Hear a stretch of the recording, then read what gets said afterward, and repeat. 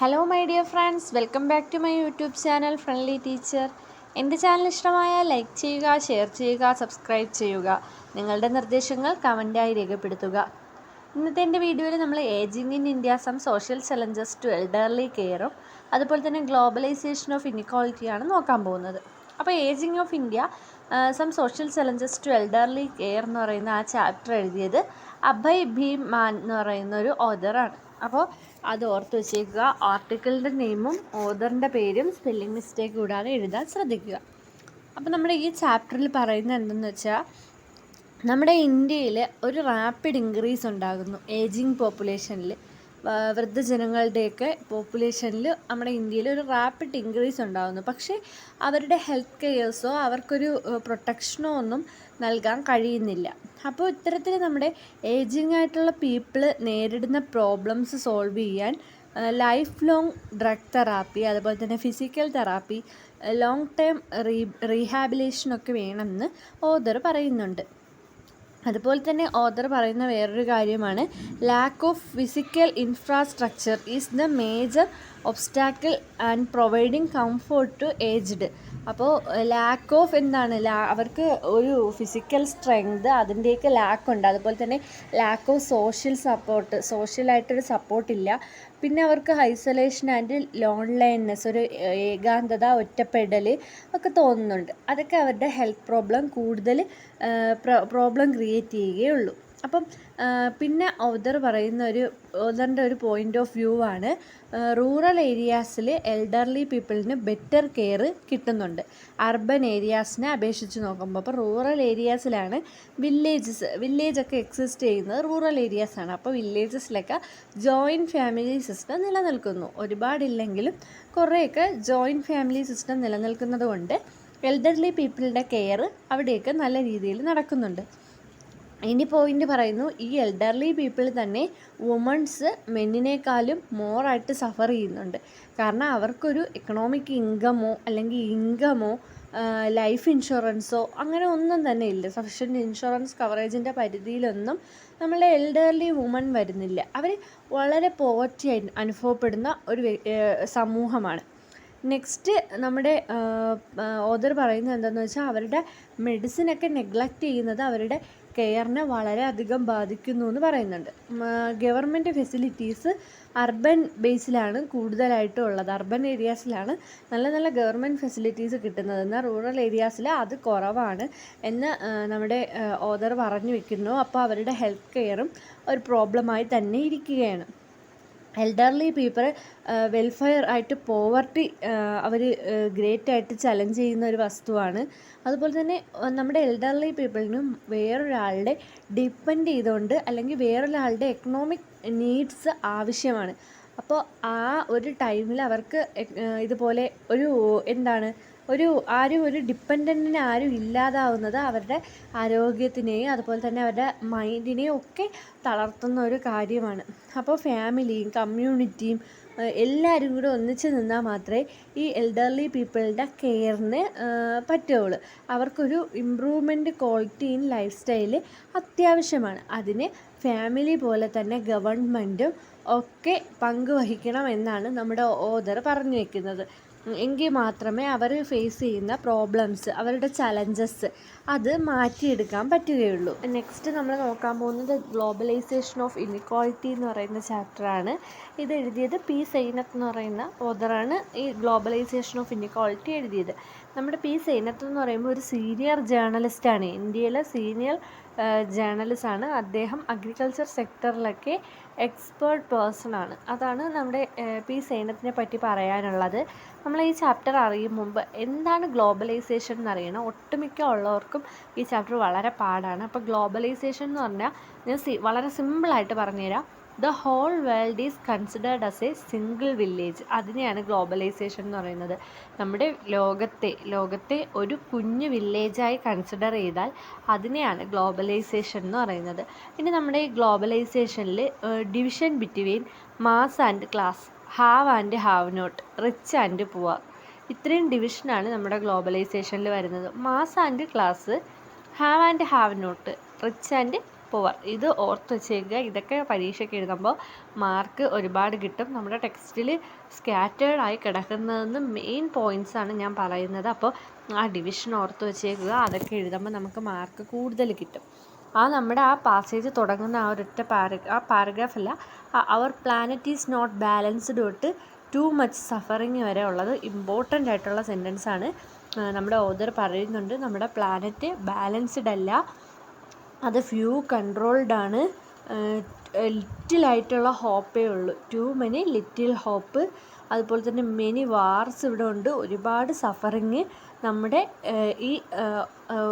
നമ്മുടെ ഈ വേൾഡിലുണ്ട് എന്ന് നമ്മുടെ ഓതർ പറഞ്ഞു വെച്ചേക്കുകയാണ്. അതുപോലെ ഈ പാഠത്തിൽ പറയുന്നത് എന്താ വെച്ചാൽ നമ്മുടെ whole market is within a single person. ഒരു സിംഗിളായിട്ടുള്ള ഒരു വ്യക്തിയുടെ കയ്യിലാണ് നമ്മുടെ ഹോൾ മാർക്കറ്റ് എന്ന് പറയുന്നുണ്ട്. നമ്മുടെ വേൾഡിലെ ഹോൾ മാർക്കറ്റ് ഒരു സിംഗിൾ പേഴ്സൻ്റെ കയ്യിലാണ് ഇരിക്കുന്നത്. അതുപോലെ തന്നെ all this segregation to economy, ഈ എക്കോണമി അതായത് ഇതിൽ നിന്നുണ്ടാകുന്ന വരുമാനങ്ങളെല്ലാം ഒരു സിംഗിൾ പേഴ്സണിൽ ഒക്കുപ്പൈ ചെയ്യുന്നുണ്ട്. അതേപോലെ അദ്ദേഹം ഈ എസ്സേയിലൂടെ സെവറൽ തിങ്സ് അഡ്രസ്സ് ചെയ്യുന്നുണ്ട്.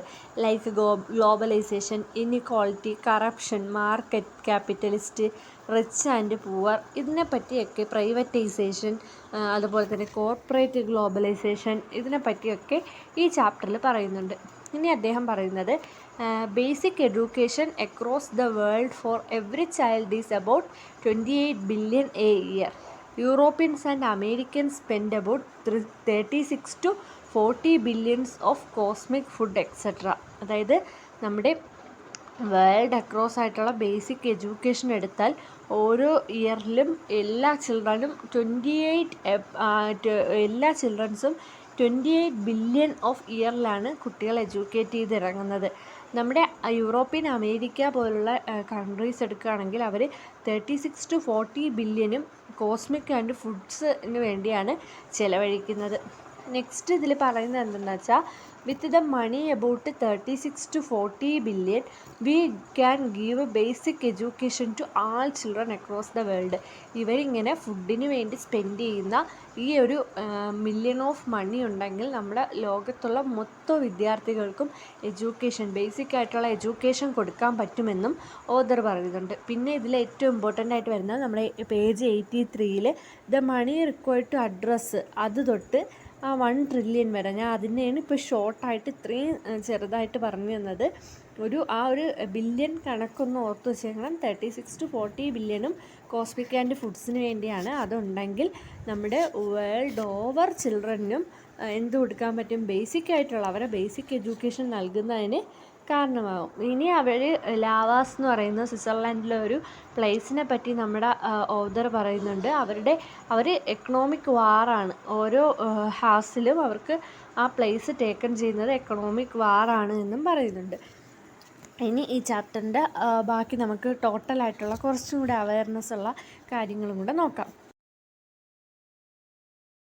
ഇത്രയും നേരം ഞാൻ പറഞ്ഞ പോയിൻറ്റ്സ് ടെക്സ്റ്റ് ബേസിൽ ചെയ്ത് പറഞ്ഞ ഓരോ പേജിൽ നിന്നും ഏറ്റവും ഇമ്പോർട്ടൻ്റ് ആയിട്ടുള്ള പോയിൻറ്റ്സാണ്. ഇനി ഞാൻ പറയാൻ പോകുന്നത് എന്താണെന്ന് വെച്ചാൽ ഈ ലെസണിൻ്റെ ഒരു അനാലിസിസാണ് പറയാൻ പോകുന്നത്. അപ്പോൾ എല്ലായിടത്തും ഒരു കോർപ്പറേറ്റ് ഗ്ലോബലിസം എന്ന് പറയുന്നത് ഒരു ട്രെൻഡ് ഓഫ് ഗ്ലോബലൈസേഷനായിട്ട് മാറിയിരിക്കുകയാണ്. ഈ കോർപ്പറേറ്റ് ഗ്ലോബലിസം എന്ന് പറയുമ്പോൾ കോർപ്പറേറ്റായിട്ട് ബേസ് ചെയ്തിട്ട് വരുന്നതാണ്. റാദർ ദാൻ ഹ്യൂമൻ നീഡിന് വേണ്ടതിനേക്കാൾ ഉള്ള ഒരു ഗ്ലോബലൈസേഷനെയാണ് കോർപ്പറേറ്റ് ഗ്ലോബലൈസേഷൻ എന്ന് പറയുന്നത്. ഇതൊരു ഇനിക്വാളിറ്റി സൃഷ്ടിക്കുന്നുണ്ട്. റിച്ച് ആൻഡ് പുവർ എന്ന ഒരു തരത്തിലേക്കുള്ള ഇനിക്വാളിറ്റി ഇവർ സൃഷ്ടിക്കുന്നുണ്ട്. ഇനി പ്രൈവറ്റൈസേഷൻ എന്താണെന്ന് ഓതർ പറയുന്നുണ്ട്. പ്രൈവറ്റൈസേഷൻ എന്ന് പറയുന്നത് ഒരു important policy of global corporates ആണ്. ഗ്ലോബൽ കോർപ്പറേറ്റ്സിൻ്റെ ഒരു ഇമ്പോർട്ടൻ്റ് പോളിസിയാണ് പ്രൈവറ്റൈസേഷൻ എന്ന് പറയുന്നത്. പ്രൈവറ്റൈസേഷൻ പോവർട്ടിയും അതുപോലെ തന്നെ കറപ്ഷൻ, റഷ്യയിലും ചൈനയിലും ഒക്കെ ഉള്ള കറപ്ഷനും ഒക്കെ ഇത് കാരണമാക്കുന്നുണ്ട്. നമ്മുടെ ഇന്ത്യ എന്ന് പറയുന്നത് ഒരു എൻജിനീയർഡ് ഇനിക്വാളിറ്റിക്ക് എക്സാമ്പിളാണ്.